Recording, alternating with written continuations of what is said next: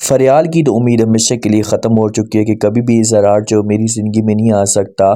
लेकिन जब ज़रार जो होगा इसके बारे में सोचना शुरू कर देगा तो उसके बाद फ़रियाल की ज़िंदगी मुकम्मल तौर पर चेंज होना शुरू हो जाएगी। शहराम की ज़िद और अना की वजह से माँ जो थी आगे से बेबस हो जाती है और ज़ीनिया हमेशा के लिए शहराम की बनकर आट जाती, लेकिन उसके बाद जो इसका रवैया तरीक़ाकार होता है इसे शहराम की माँ को हैरान कर देता है कि भाई मैंने कभी भी ऐसा नहीं सोचा था कि इसे इस हद तक गिरी हुई हो भी सकती है। अब दोनों खाने की टेबल पे बैठे होते हैं ना, तो शहराम की माँ कहती कि अच्छा बेटा ये बताओ कि आप लोग जो वो हनीमून कब जा रहे हो, आपने डेट अभी तक अनाउंस क्यों नहीं की।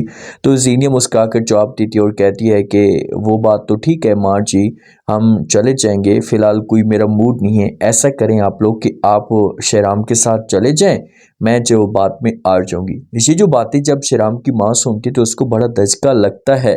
इसने तो कभी भी ऐसा नहीं सोचा था कि भाई इस हद तक भी ये बात जा सकती है या ये ऐसा की घटिया बात भी कर सकती है। ये खुलकर बात करेगी, ये पूछेगी कि बेटा आपको ऐसी बात नहीं करनी चाहिए थी, लेकिन ये गुस्सा करेगी कि भाई आप लोगों को क्या तुक बनता था, इसे आपका क्या हक बनता है कि आप मेरे सामने ऐसा के सवाल करें। ये मेरी मर्जी है ना, मैं अपनी मर्जी के मुताबिक चलूंगी, मैं जानूँ मेरा काम जाने, प्लीज़ आप लोगों ने कोई ऐसी बात नहीं करी। तो फिर ये अपने आप को पीछे कर लेगी शहराम की माँ और किसी किस्म की कोई बहस नहीं करेगी। अब जो फरियाल है ना, फरियाल जब से इसने महक के साथ देखा है ज़रार को, ज़रार उदास रहना शुरू कर देता है, महक के अलावा परेशान सा रहता है। तो फरियाल एक हिम्मत हार चुकी होती है कि यार कभी भी ज़रार मेरी ज़िंदगी में दोबारा वापस नहीं आ सकता।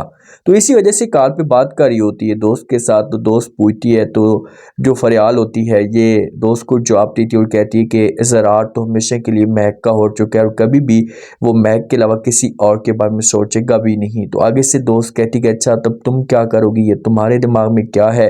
तो फ़ौरन वहाँ पर जो फरियाल कहती कि मेरे दिमाग में तो सिर्फ और सिर्फ ज़रार है और ज़रार के अलावा कोई नहीं आ सकता। मेरी तो उम्मीदें ही ज़रार के साथ थी जो हमेशा के लिए अब ख़त्म हो चुकी हैं। तो ये बातें जैसे कर जो वो सुनेगी दोस्तों समझाने की कोशिश करेगी कि आप अपने आप को चेंज तो करें, आप बात करने की कोशिश तो करें कि ज़रार जो वो आपकी ज़िंदगी में वापस आना शुरू हो जाए। अब जिस वक़्त इन दोनों की आपस में डिस्कस जारी होती है तो पीछे से जो माँ होती है ये बातें सुन लेती है और जब माँ बातें सुनेगी तो ये समझाने की कोशिश करेगी जो फरियाल को, फरियाल के साथ खुलकर बात करेगी कि अगर तुम चाहती हो, पसंद करती हो ज़रार को तो तुम बोलो, मैं जो इस बारे में सोच सकती हूँ या आपकी बात करवा सकती हूँ। तो ये जो होगी ये अपनी माँ को कर देगी इनकार।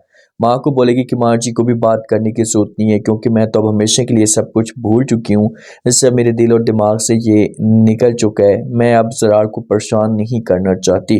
तो अब देखते हैं कि नेक्स्ट एपिसोड में क्या होता है, क्या ज़रार को जो खुद ब खुद मोहब्बत होना शुरू हो जाएगी और जो ज़ीनिया कारी है, क्या शहराम की माँ ये सब कुछ बर्दाश्त करेगी।